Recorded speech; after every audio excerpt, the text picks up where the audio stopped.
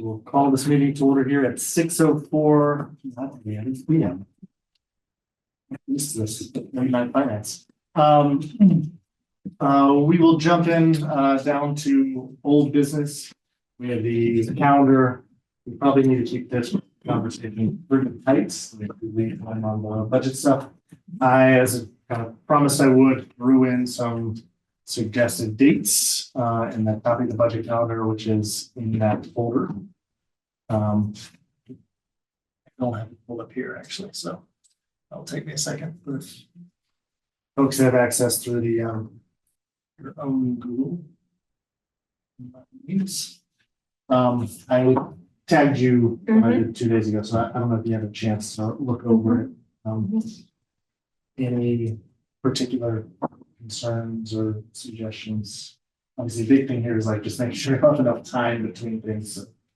Right, I think that John and I met earlier today, and the one thing that I just had a question on around like I'm looking at the grid, and it should be on, it's kind of in on that first page of the grid. There's just some dates around presentation to school department, or I'm sorry, presentation by school department to finance committee on level service expense projections. So that's 10/29, and then a similar presentation to the full school committee on 11/5. And when I was reading through it, when John and I were talking about it, I was wondering if kind of that level service presentation, if that is just a part of that initial draft budget presentation, which would happen on November 19th. So I think that was my one kind of like comment overall to the calendar. Yeah, we talked about this a bit in the kind of blow up in my brain, exactly the conversation, but we talked about this a bit last week. And I think the goal was like as you're winnowing it down of start with our priorities.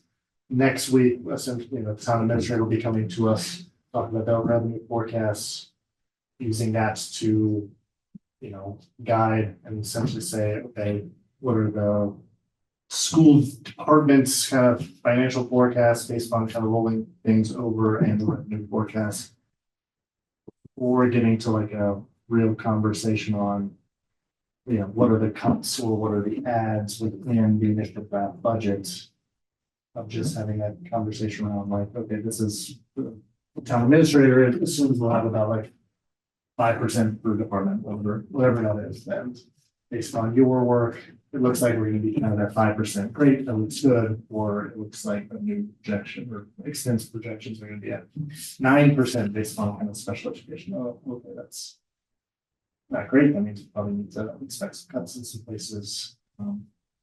Like that. I think that was like the steps to try and have an initial conversation before actually then getting a list of, hey, we are expecting to need to make some cuts and order to meet the town's revenue projections based on our expense projections. And these are the things we are looking to cut.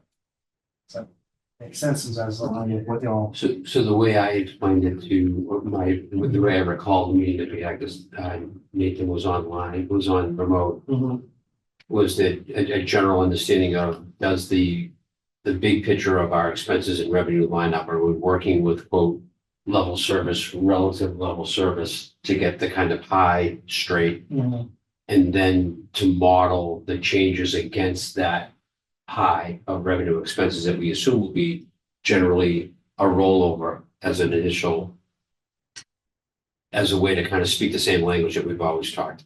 The question that I had that we talked was, what does that document need to look like? Is that because of that feels like a full budget? And if it's a full budget, then we might as well discuss it when we present the first reading of the draft.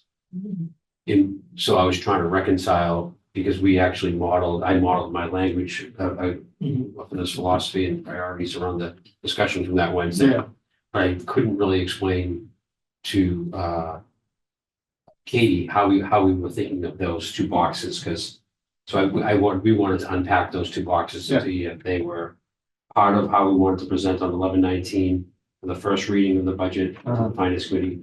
Or we have to revisit the purpose of those two boxes and so we can know what the Yeah. deliverables are, or if they can be condensed and moved down into that first draft.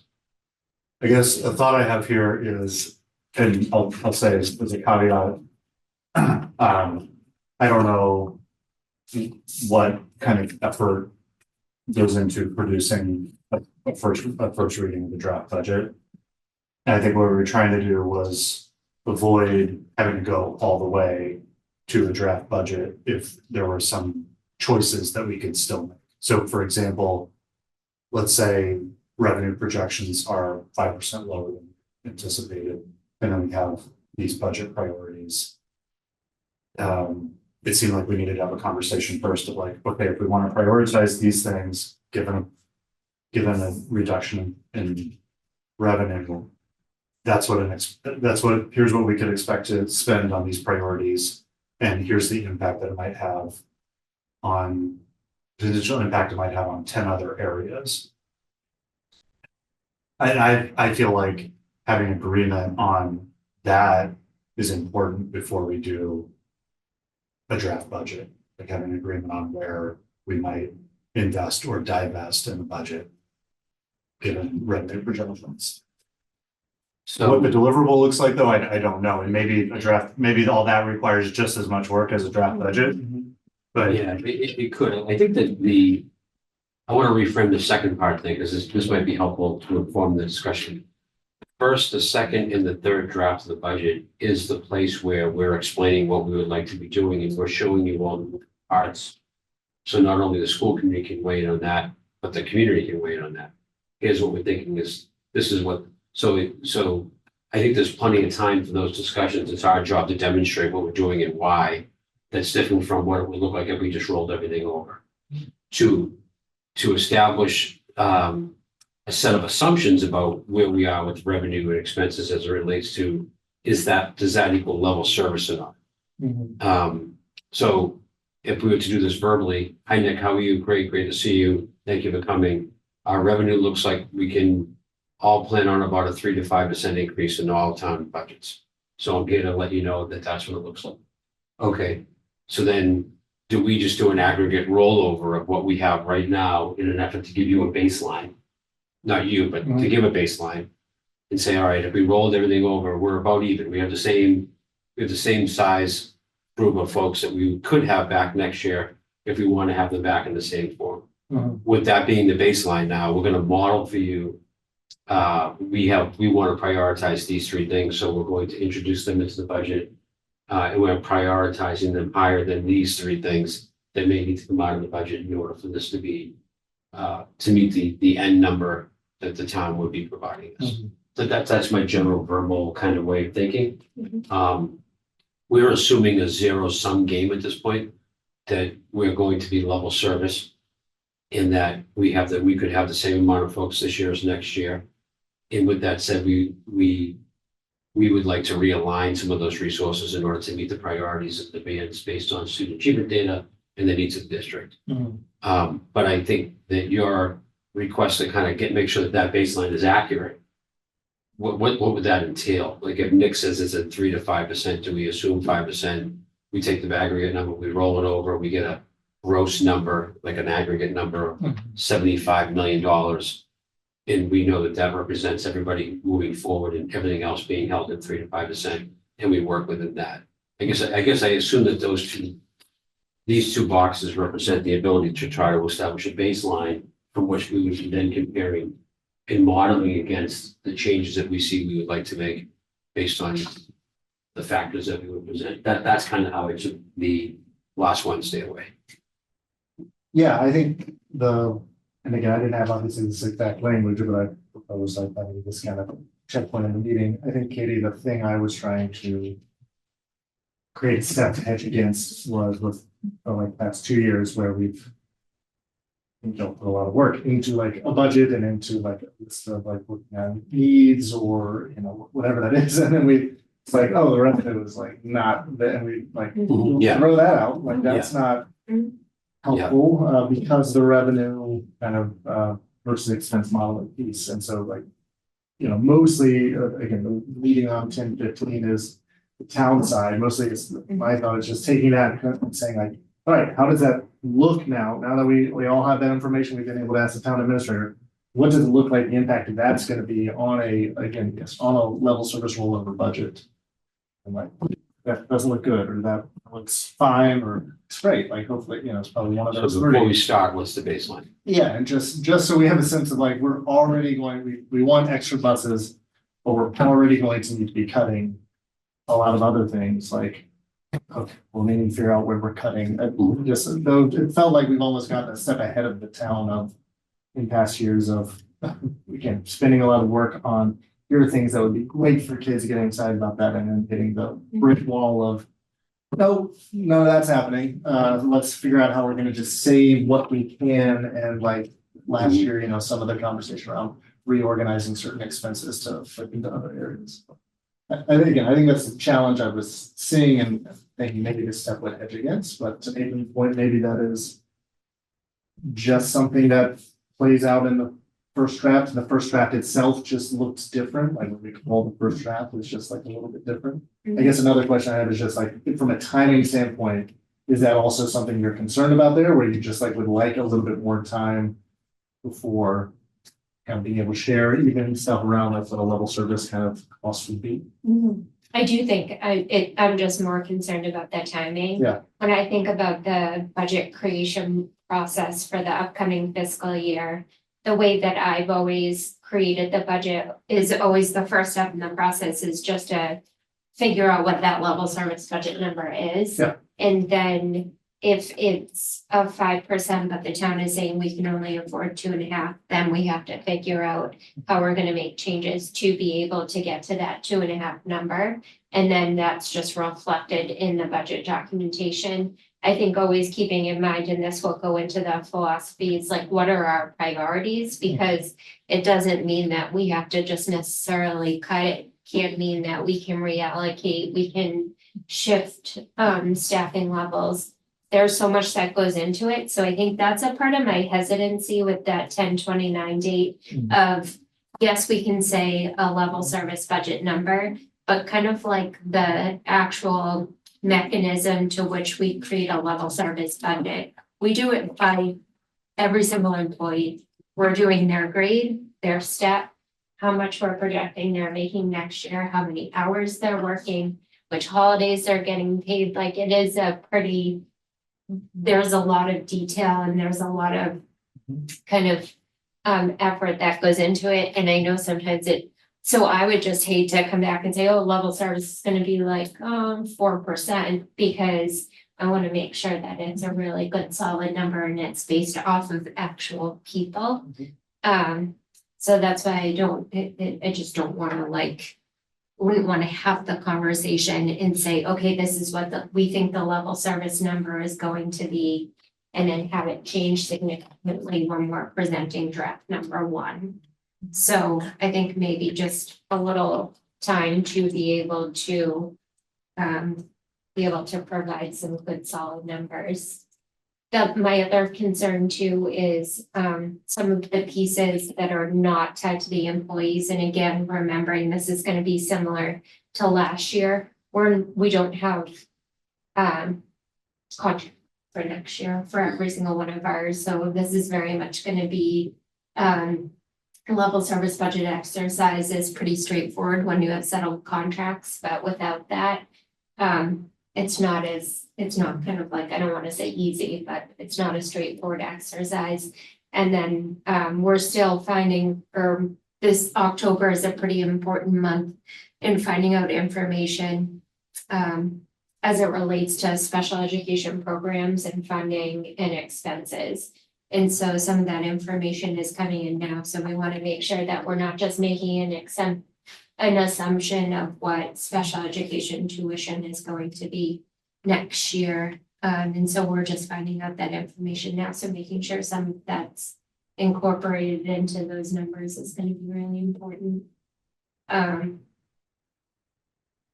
So I think my only hesitancy again with the 1029 number, and we can work towards that number, and if it's just a draft and if it's not a full budget presentation, then I'm more than happy to work towards that date. But I just want to make sure that it's like a meaningful number and that there is, there's a possibility that it's gonna change Right. before the first budget presentation.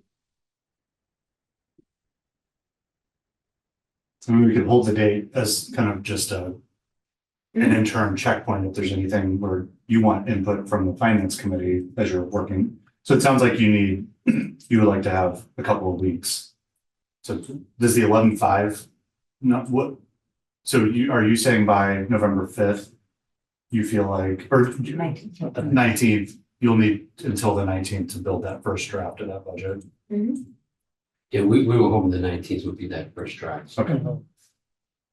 And that draft would have the modifications to it that we feel we would need in order to move the district forward based on the district philosophy, budgeting philosophy and the priorities that were set forward. And that would give you all a chance to see what those shifts are and then the conversation of why, how come, did you think of this? And why do we have to, that's what the next 3 meetings are. That's what the 3 drafts are. That's the place where all of the healthy community, talking about this in front of the community is there. Yeah, I mean, I can see like pushing the idea of the modeling and giving what are the impacts of these things, like as I think you are saying, being just as part of the budgeting process and like then having those kind of conversation ideas around. I guess I can be pushed on this. I just generally would love like if we could try and clarify the agenda or clarify the narrative around what people can expect for the budget before they just see the first draft budget, that like this is going to be it's going to be just level service, or it's not looking great, we're going to need to like make some. I think maybe that's just an update from the finance committee and less of this formal presentation. But again, I just feel like there's been some expectation, and part of that too, of like, let's talk about how we're gonna add and then like invest for the kids, and we've done work on that and then just wasted time. Yeah, I'm trying to think of how we position that, because I understand what you're saying and we want to make sure.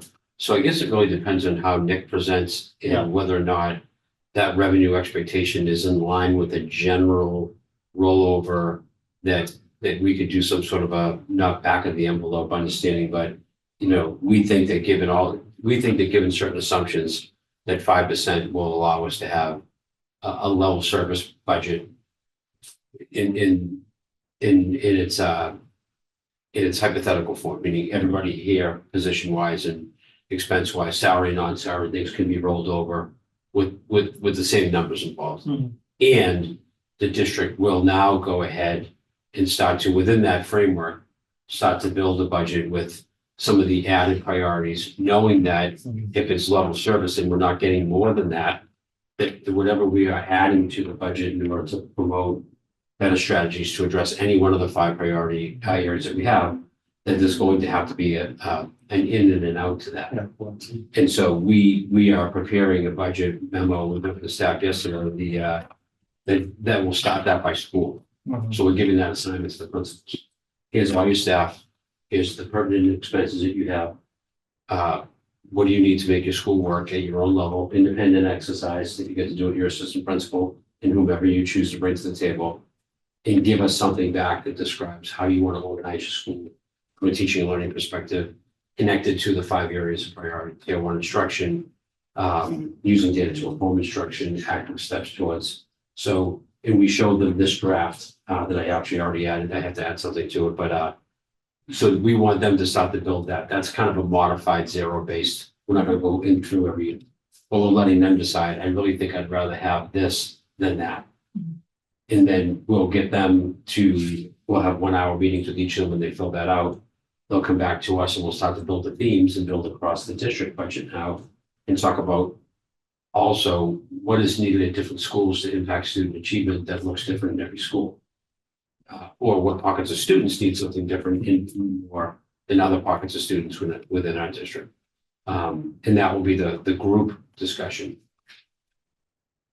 That is the service delivery model of that discussion, right? So then you have, oh, by the way, we decided that we feel it's really important from a financial stewardship model to actually identify revolving accounts within the Belmont Mills Public Schools and actually build back balances.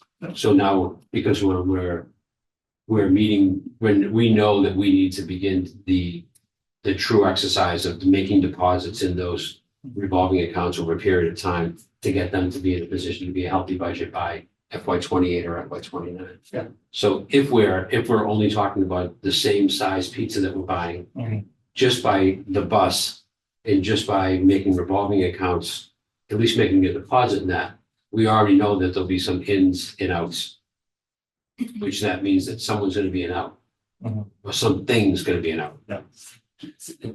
If that makes sense to folks. It does make sense, and I think that's why. And I understand the rationale for the earlier question.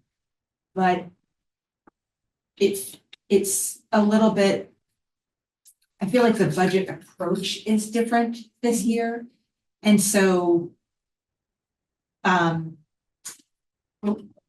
feel a little bit like that checkpoint would be important if we were approaching it the same way from the standpoint of like, you know, even thinking level service versus needs-based, like coming at it from that, but it almost, the way that you just explained it was perfect and sort of where my head was, which is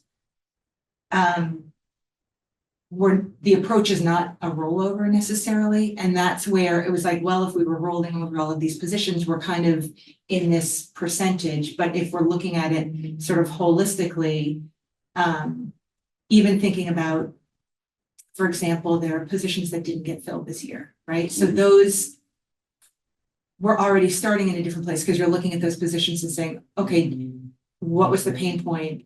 Does that need to be filled?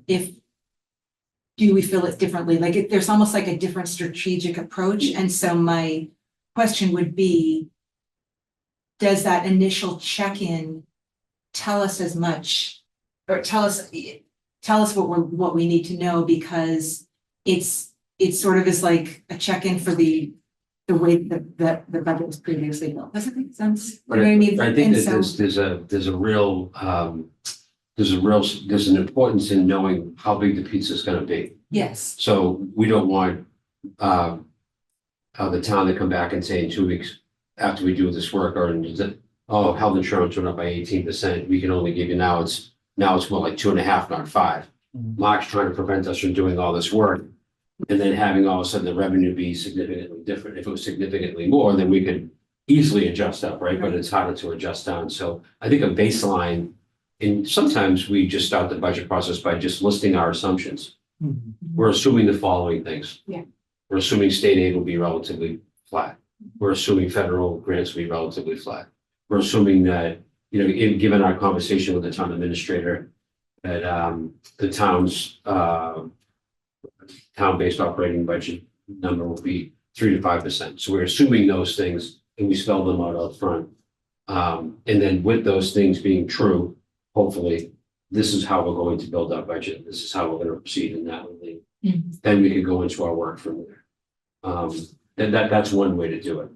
I guess does that address your question? I think so. I'm wondering if the word just presentation is the piece that is also throwing up. I guess it's just like, can we have a check-in? Like just make sure we're on absolutely. the same page about how we're thinking Yeah, this is going absolutely. based upon what Yeah. think the expenses need to be next year and what we're Mhm.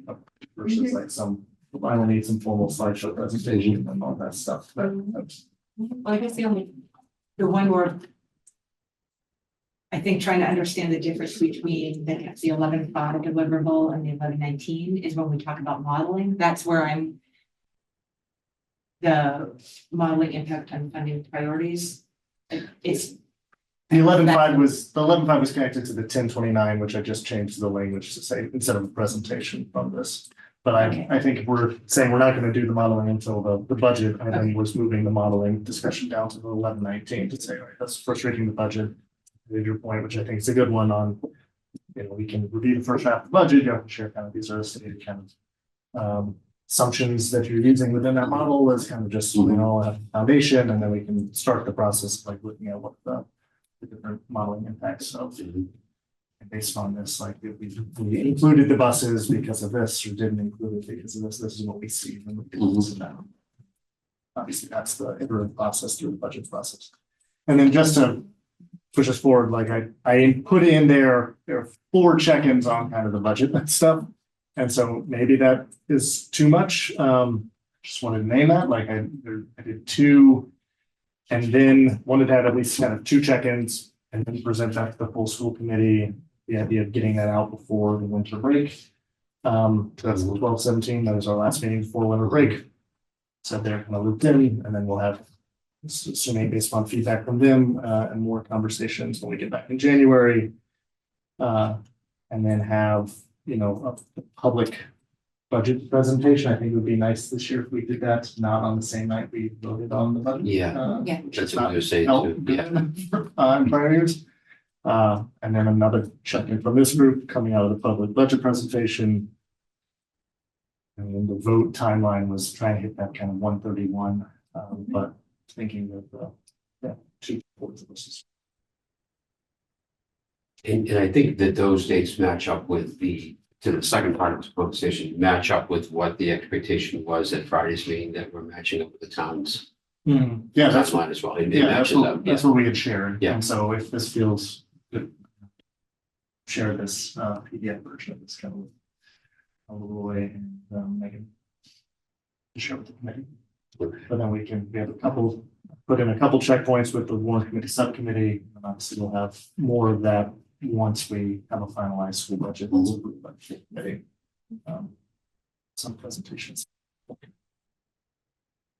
So I'll also, I think maybe we can share this with Jay, as well, just to make sure that look at 2/23 timelines, some of the long term, let's push it back. Makes sense. So obviously they're breaking, so. Mark, you said you put in 4 check-ins along the way. Is this the first through 4th reading? Is that? Yeah, Okay. no readings. Okay.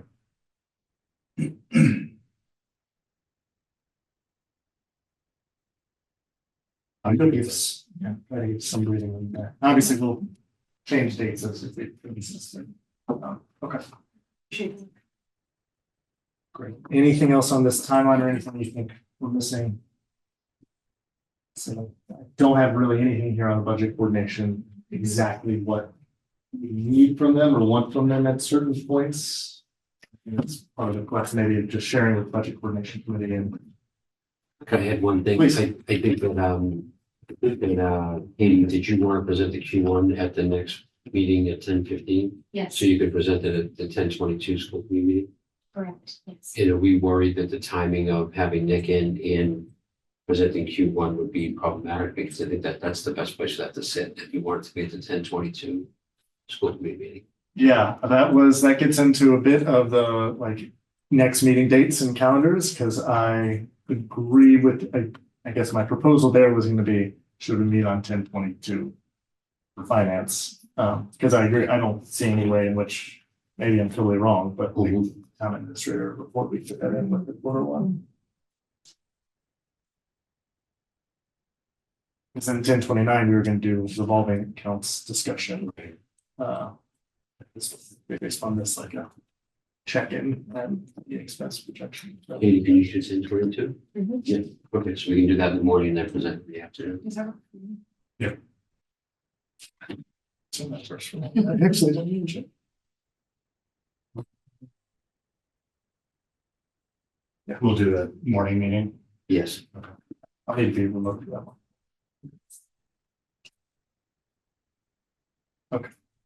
So I kind of jumped down to, Can I just ask a question? So if we are doing the Q1 report on 10/22 for finance subcommittee and full school committee. So I think we had also talked about being able to share that with the budget coordination committee, but I think that meeting is before. And so we will not share the Q1 Yeah. report with budget coordination Right, until right, the right. November. maybe another I don't know when the next. So we'll probably start meeting every 2 weeks with that group, and it's Okay. important for Katie and I to make sure, just from a kind of hierarchical, school committee should be seeing the Q1 before another body sees the Q1. I mean, I know that you guys would be there, but the other 4 members would, so that was kind of a protocol thing. Yeah, I mean, we'll get into budget coordination stuff a little bit, but I had a follow-up meeting with, after that with Megan, and Oh, good. shared that, just that was one of personal. Yeah. So I feel like that's been feedback we've gotten from other members of, yeah, not wanting the budget coordination committee to like navigate, Yeah. Mhm. school committee stuff, and yes, that just our practice, we want everything to make sure that it's school committee eyes before it then gets set up. So we'll, at that next meeting, we'll let them know that after we present it on the 22nd, we'll present it to the budget group at the next scheduled meeting after the 22nd. Yes. Yeah, so the idea is you would present it would be a share out of the Q1 report to the budget coordinating committee.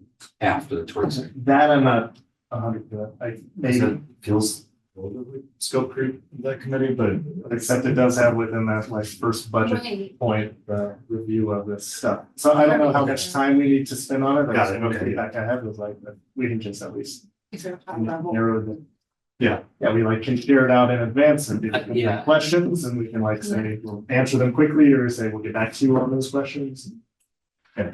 I mean, I do think it was part of the charge, right? And I think what we, in the first meeting, discussed was when the printouts by week or by month don't mean anything. The Q1 has value because of the narrative. It's all about the framing in the context of the numbers. So if we wanted to send that out on the 23rd to that whole group, in an effort to give it to them early to review. So before the next meeting, that would give them time to do it. That might mean it's not a presentation at that meeting, it might just be a series of a couple of questions, but the Q1 right now looks like we're spending all things in the way that they would be appropriately expended. They're all about 1/10 of everything, because we're at 1/10 of the year, except for other supplies that are a higher percentage, because we buy a lot of other things first, because we want to use them all year. So it is a relatively routine document in Q1. Q2 could always be different, but Q1 is pretty standard. Okay. Anything else on that before we? Okay. The meat of the meeting, budget philosophy priorities. It's the finance meeting was going to be on 10/22, yeah. So after listening to our meeting last week, I kind of came in on that Thursday and just I thought on the whiteboard, and so this is a draft. You can see some crossouts are still there. Basically tried to create a philosophy rooted in our strategy for this year's instructional model that we're anchoring our work on, not only from this budgeting perspective, but we unpacked all of our data today from MCAS with every single teacher. They all had the same slides from central office. We all had we had these 5 expectations and focus areas on them. So this is the through line for the district. So we wanted to not only conduct our PD and look at our teaching and learning and our MCAS for this model, but we're also going to look at our budgeting to this model. And then from that, specifically, what are we going to prioritize?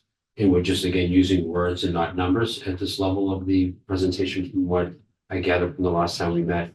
And so I was actively trying to connect the priority to the priority number of the leadership team focus areas to the budget priorities below. And so that's generally was my thinking. Connect everything to what we're focusing on, let that be the through line for all that we're doing. One of the things that I did not put on this that I can update this is we need to reflect that budget priorities will also be setting forward a pathway for our revolving accounts and making those incremental deposits. Because when we sit in front of the principals, and we've already said this twice, we are prioritizing at the district level the revolving accounts, the prioritized revolving accounts to be, a part of building a 3-year plan with that, which may mean if we're in an in and out budget year, meaning we're not getting more, something may have to be deleted in order to fill those revolving accounts with at least an initial deposit. So that would need to be added, but I gave some examples on the second page of what that could actually look like from a financial, non-salary item or FTE view. And then again, connecting them back to the things that we're focusing on. These are just examples, so I gave the principals, and Commander, I think you said it might be nice to have a couple of examples to use so people can kind of get a sense of what that in and out would look like. This is certainly just the ads. It's not what would be. This is not butted against what we would potentially remove in order to be able to pay for these. How, I think these examples are really useful. How, in your mind, and I'm not gonna hold you to anything, obviously, but like, how illustrative are these examples? Like, Very theoretical. Yeah, no, these, Okay. we will need to take money and prepare for the curriculum review cycle, the early literacy work that we're doing that has been budgeted for this year that you'll hear about on the 22nd of October. More money will be needed in order for us to capitalize on the work that we want to do over the summer and next year for professional development that's targeted to tier 1 instruction. How do we target positions and or resources to reducing the gap in our achievement that we see. So I think professional development money will be there. I also will say that also might mean what we want to focus on in budget discussions. Negotiations discussions. It could also have a financial impact, right? If we're asking for more PD time or restructuring professional development time within the negotiations, that would have some sort of an impact on financial. And then the easy example is doing this work without a full-time teaching and learning assistant superintendent is to say the word challenging is an understatement. So, and then priority 2, addressing learning gaps. I'm really thinking of the work that we're trying to, think about and shift at Tucker and in some aspects of our work across the entire district where students are not making the mark. We're averaging about 22% of our students below grade level. That's to me, that's not this is just a Tucker challenge. This is the district's challenge to make sure that we identify every student who's not meeting grade level. Where are they? Who are they? What do they need? And how do we address those challenges? It just so happens that number of students is more of the population of Tucker, and Tucker's a smaller school. So it seems to stick out and it needs more. Every single child some children may need more than the aggregate. So we're very aware of the budget could look a little different for different schools based on how many students they need to address that achievement gap in. And then we just gave examples of how we can prioritize culture and climate. I think the bus is a very good example of we need to get the students to school safely in order for them to be able to access their school day and stuff like that. So that's generally how we're going to approach it. And the PD will actually address not only the achievement gap like issues we have, we need to invest in tier 1 instruction in really, and that's every student, every teacher, all the time. Do you know what I mean? And I think we have really good partners of good tier 1 instruction, but we need to do that tier 1 instruction in a systematic way where we're all understanding and growing in the same direction of what that looks like, because that impacts every child, every school, every day. Their teacher is the main driver of their success. So we want to make sure we focus on that as well. I don't know. I think this is great. I think it helps ground everything. Kind of stuff goes filter, which is even you recognize and understand the decisions. I did have a question. I don't know if it fits here, just sort of thinking out loud, but when I think about the budget, I think about the last couple of years, and then the comment that you had about prioritizing revolving accounts. Is there a budget philosophy as well? In the sense of like, right now there's the philosophy is around these priorities, but similarly, like a culture of budget of fiscal stability, Yeah. like that's the piece. And so, because I do think that then that Justifies it justifies some of these things, but it also says we're not ask, like, right, we don't have, right, we came off of an override. This is the budget. The goal is to replenish the revolving accounts. It's to be in a place where we're stable. We have, the special needs fund, et cetera. So I just think that's the one piece that we can Sure, help I with can that. work that into that. Yeah, I agree, like adding, you said adding revolving funds, like strengthening budget accounts as, to me, budget priority number one. Yeah, Just from the standpoint of like, you have to have that in order to have any sustainability of improvement. So like have, a calm environment for kids where they know what they can expect on a year-over-year basis, and staff aren't threatened with losing employment and jobs. That's just foundational. Nobody wants to work in a place. it's not fiscally stable. It's not. That could actually start, that could start the discussion, that could start the paragraph typically. Yeah, and it, all this is predicated on a healthy, Mhm. well-funded budget that we need to incrementally bring back over time. Mhm. And then at the bottom or at the top, then have that be we need a healthy budget and we can't start next year. You can't keep starting next year. You have to start this year. We need to put deposit system. So yeah, I can work that in and switch that around. Yeah. And this is, and I'm no part of authorship here, or whatever you were thinking when you were giving me these ideas, Nathan, if you were thinking something different or looking, if you want to edit this, so I can share the school doc, I'm just trying to really provide that big picture. Where are we going with this and why are we going in this direction? If there's not enough through, I'm thinking of the different stakeholders we have, right? So the people who have worries about our lowest achieving students, will they see themselves in this priority, in this philosophy? The folks in the town meeting who want us to be fiscally responsible see themselves in this, people should see themselves somewhere in here. Do you know what I mean? And I think tier one instruction is everybody. And I think rigor is everybody. But that's how I think of these things when I put them in front of the public, make sure people can see themselves in the document in some way. I mean, I think this document is great and a great start, but I have a couple of thoughts. No need to have fully formed answers to these at this moment.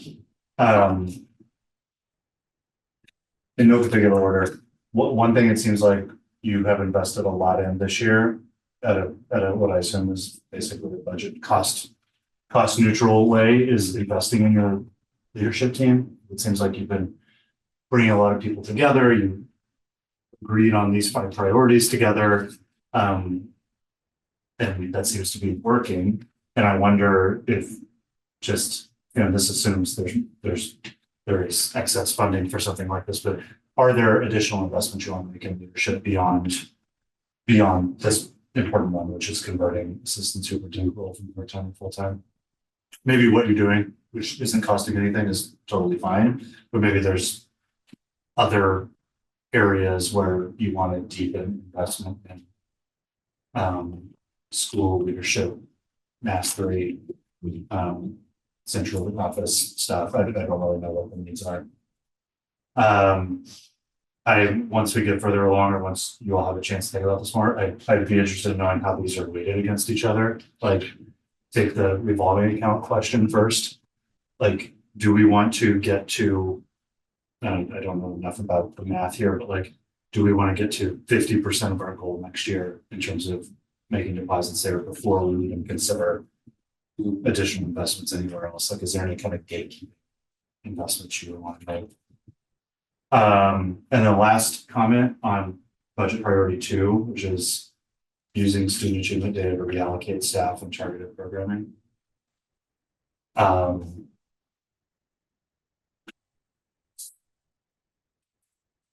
I completely agree with this priority, and we'll just note that there's something in this current climate that feels radical about that.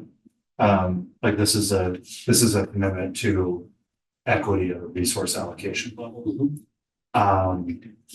And I think, I guess the devil is in the details, but reallocating financial resources and potentially human resources to the students who need it most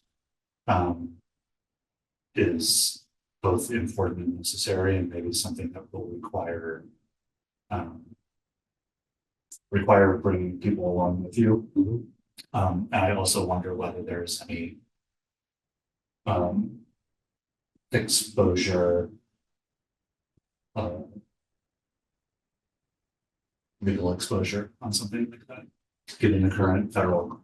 So the way I look at this, and we talk a lot about this at our MASS work and framing and so forth, but our job is to make sure, first and foremost, that all students have access to quality, rigorous tier 1 instruction. Everybody gets that. It's also our job to look at who we're not serving from a student achievement output perspective. And so we can see that our resources are heavily invested in some of the students who are not meeting benchmark, and they actually have a legal right to it, and that's our special education students, right? So we can actually, you can show how much money you're dedicating to that. We might want to think about what we want to dedicate for our EL students who aren't achieving, because some of our EL students are achieving, but we want to make sure.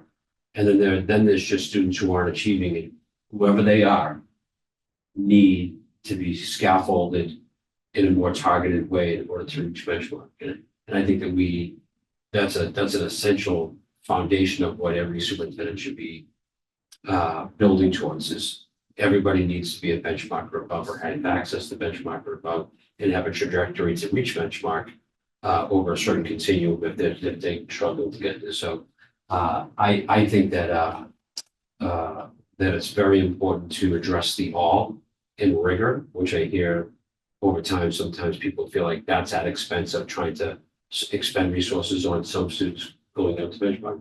It's a if then question. It's not a one or the other. Yeah. We need tier 1 instruction to be at a high level of quality for all students, and we need to make sure that we're looking at our students who aren't achieving, asking why, and then implementing things that might be more or different from what other students are getting in order to get them into that big bucket of tier 1 instruction. And I actually think we're doing a lot of it. You know what I mean? We're already doing it. The question becomes what's working and what's not. You know, I think we're doing a lot of this well in the district, but it really comes down to how we organize it and systematize it and actually check in with whether we're doing it well or not from a data perspective. So yeah, I'm not worried about standing up to that and making sure it works. It's great. And to your point on the revolving accounts, I expect that's part of the discussion level. Yeah. To like, what's a reasonable time, right? Like what, I think having that conversation before then we see the draft budget too, and it might be something that we adjust like. So for 5 years, but that means Y or Z as it relates to kind of things we need to. Yeah. Not fun to cut, we can't get this position to a full time, but those are unfortunately and times strain the financial strain things for kind of that conversation. But yeah, I think it's starting. This will be different, I think, for the school committee and the community to actually have to have a level of friction that we just assume is going to be there. We shouldn't anticipate this to go smoothly. There should be a healthy friction-y debate of what we think is what we should prioritize when we have to make the list in order to only spend X. And that's where you really start to sort out what you really need and why you really want to do it. And those are hard to have because we struggled in July to do that here at this table with the principals. So that's why we're letting this time start by themselves. What does your school need? What would you like to change? What would you see differently? But at the end of the day, the number stays the same. So that it's an easy exercise when it's just what you need to add. It's a harder exercise when there's some accountability to it. So, and they understand that's ahead of them. Well, when you say no to things, that's when you actually have strategy, right? Yeah, It's healthy. yeah, it is healthy. That's what I mean. We should anticipate that healthy debate and discussion. I think it's good for the community to hear us talking about it. Do you know what I mean? And I think that's a good thing. The one question I would have is looking at number 3. As we think through it, is the absentee, I think the thing that jumps out at me is the absentee rate. I know that we're not comparatively high, if I remember correctly, to other districts. So improvement district school and classroom climate and culture, because I think a little bit of, Nathan, what you brought up earlier about maybe is it about professional development or are there other things beyond, I just don't know if absentee rate limits this a lot when we're talking about the culture, and are there other things? Is by having that word in there, does it exclude other things that might impact? Yes, yeah, let me massage that a little bit. I That's know what the you only- mean, because there's other things that are needed on top of that. Right. It's really about having connections with families that we need to reach farther out to connect with. Like we did with reestablishing residency. We brought Marty McKenna back. Yeah. She got out of her Rolodex, and we can remember what that is. Yeah. And she flipped through every family that she had been working with over the last 8 years. What do you need, honey? You gotta bring this in. I'll come by the house and pick it up. Can I do, I'll help you log on. Those are the real kind of extensions that we need to make for some families in order for them not only to feel welcome, but to access school. So it's not just absenteeism, there's a lot of things that can cover. Yeah. So I'll massage that. I get that.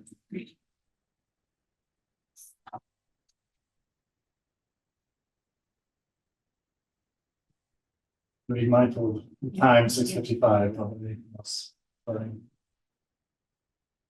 Yeah, so then, our next meeting is the 15th with the town administrator, here in the morning. And then they're gonna have 10:22 for the quarter one report, 10:29 for the following accounts discussion, and then initial check in on, expense revenue. Anything else that I'm missing over the next 2 weeks? Yep. Okay.